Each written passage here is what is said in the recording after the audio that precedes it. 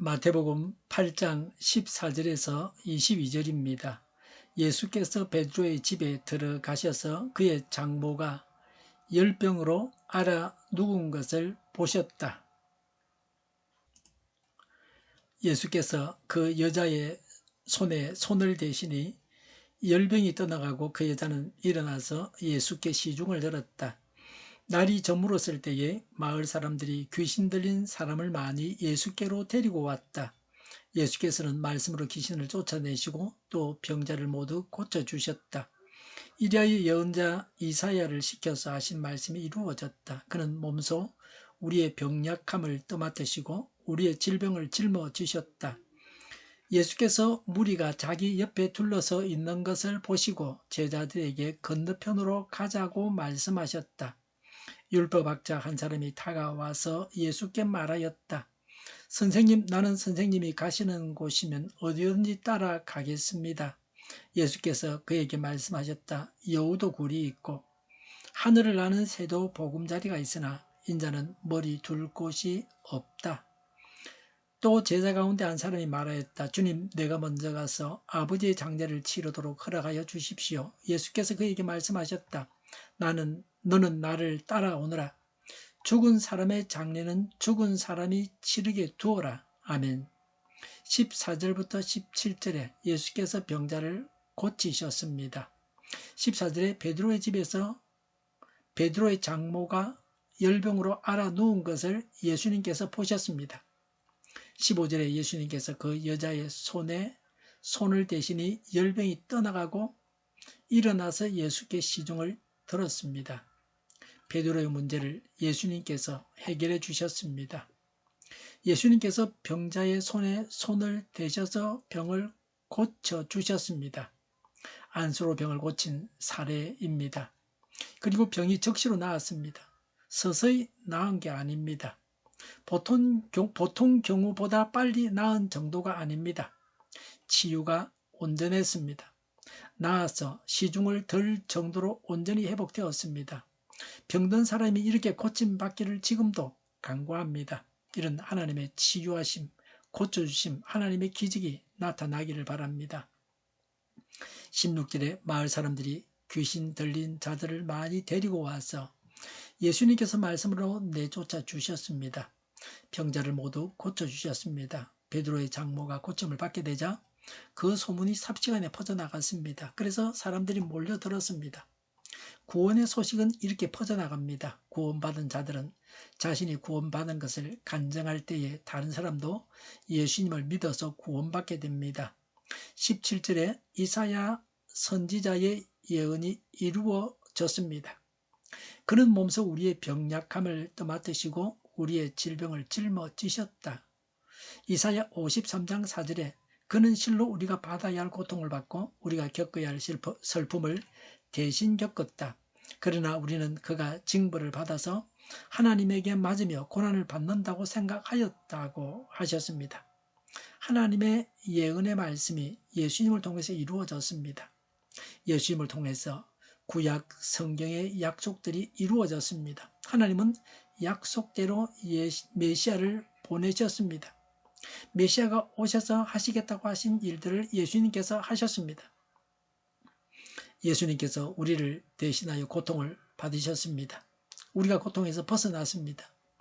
우리의 병과 여러 가지 고통을 예수님께서 대신 받으셔서 우리가 고통에서 벗어났습니다. 18절에 예수님께서 제자들과 함께 다니셨습니다. 19절에 한 율법학자가 예수님을 따르겠다고 했습니다. 20절에 여우도 굴이 있고 새도 보금자리가 있으나 인자는 머리 둘 곳이 없다고 하셨습니다. 예수님은 공생애를 사시면서는 모친이 계신 집에 들어가지 아니하셨습니다. 하나님의 크신 일을 이루기 위해서 가출하셨습니다. 요새로 말하면 노숙자처럼 지내셨습니다. 예수님께서 전용으로 쓰신 건물이 없었습니다. 요새는 교회를 개척하려고 해도 건물이 있어야 됩니다. 그래야 교단에서 교회로 인정을 받습니다. 교회당이 크면 더욱 좋습니다. 교회당이 작으면 사람들도 안 좋은 교회라고 합니다. 예수님은 전용으로 사용하시는 교회당이 없었습니다. 여우나 새도 기거하는 곳이 있습니다. 새들은 나무에 구멍을 파서 살기도 합니다. 나무 가지에 집을 지어서 살기도 합니다. 짐승들은 굴 같은 곳에서 살고 있습니다.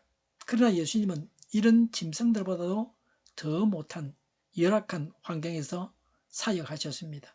예수님은 가난하셨습니다. 예수님은 이 땅을 나그네로 사셨습니다. 이 땅을 위해 사신 분이 아닙니다. 하나님 나라를 위해서 전부 바치고 이 땅을 온전히 나그네로 사셨습니다. 예수님의 일하심을 본받아서 이 땅에 대한 미련을 버리고 하나님 나라를 소망하며 살아야 합니다. 예수님께서 머리를 둘 곳이 없다고 하신 말씀은 예수님과 교감이 통하는 제자가 없다는 말씀으로도 이해할 수 있습니다. 제자들은 예수님의 말씀을 제대로 깨닫고 받아들이지 못했습니다. 동문서답하기가 일쑤였습니다. 예수님께서 부활하신다고 아무리 말씀을 하셔도 알아듣는 자가 없었습니다. 예수님의 부활을 믿는 자가 없었습니다. 예수님이 부활한다고 말씀하셨지. 그래, 부활을 기대하며 내가 기다려보자. 예수님 부활하심을 내가 체험해야 되겠다. 그렇게 믿는 자가 없었습니다. 예수님은 십자가를 지신다고 조언을 하셨는데 제자들은 서로 높은 자리를 차지하려고 다투고 있었습니다. 예수님은 고독하셨습니다. 21절에 한 제자가 먼저 가서 예수님의 장례식을 아버지의 장례를 치르도록 허락해 주십사고 했습니다. 22절에 너는 나를 따라오너라. 죽은 사람의 장례는 죽은 사람들이 치르게 두어라고 예수님은 말씀하셨습니다. 그 당시는 예수님의 공생애가 얼마 남지 않았습니다. 3년 공생애를 예수님이 사셨는데 이제 남은 기간이 얼마 남지 않았습니다. 그래서 전폭적으로 예수님을 따르라고 하셨습니다. 오늘날도 특별한 임무를 맡은 자들은 부모의 장례식에 참석할 수 없습니다. 예를 들어서 중요한 경기를 할 때에 꼭 출전해야 할 선수가 아버지가 돌아가셨다고 장례를 치르느라고 경기를 빠진다고 하면 되겠습니까? 이와 같이 메시아가 이 땅에 오셔서 3년 동안 공생의 기간을 가지셨는데 이 동안에 제자들은 사적인 일은 뒤로하고 예수님을 따라야 한다는 것입니다. 예수님의 사역에 동참하는 것은 장례를 치르는 일보다 중요합니다. 예수님의 일은 영생을 얻게 합니다. 구원을 가져옵니다. 이 땅이 어떤 일보다 중요합니다. 죽은 사람은 죽은 자를 말합니다. 동시에 이 땅에 하나님을 모르고 살아있는 자를 가리키기도 합니다. 하나님을 모르는 자들은 살아있지만 죽은 자들입니다. 영생 얻지 못하기 때문에 죽은 것입니다. 우리는 살아있는 자입니까? 이 말씀이 가정에서 가족을 돌보지 않아도 되고 가정에서 자신의 의무를 다하지 않아도 된다는 말씀으로 이해해서는 안 됩니다. 부모님의 장례식마저도 치르지 말라는 말씀으로 오해해서는 안 됩니다. 예수님은 고치시고 구원하십니다. 예수님으로 인해서 고침받고 구원받는 일들이 지금 이 순간도 일어나기를 바랍니다.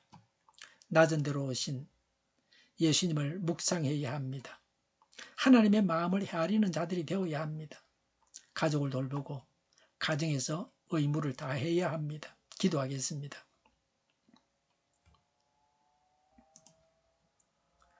구원받고 고침받게 하옵소서.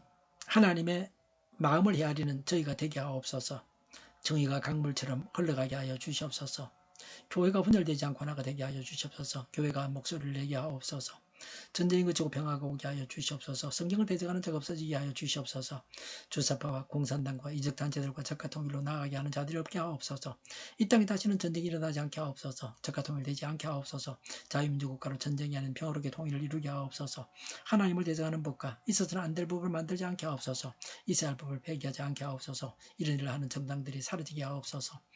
정의로운 판결이 내리지게 하옵소서. 정치적 판결하는 자들과 악한 판결하는 자, 재판을 지연시키는 자들이 사라지게 사라지게 하옵소서. 재판을 지연시키는 악법이 폐기되게 하옵소서.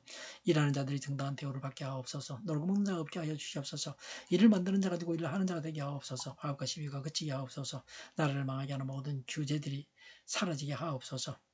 눈먼 지도자, 악한 지도자, 어리석은 지도자, 자기 배만 부리는 지도자, 나라를 망하게 하는 지도자가 사라지게 하옵소서. 앞을 보고 선한 것을 분별해서 알고 앞길을 제시하고 섬기는 지도자만 있게 하여 주시옵소서.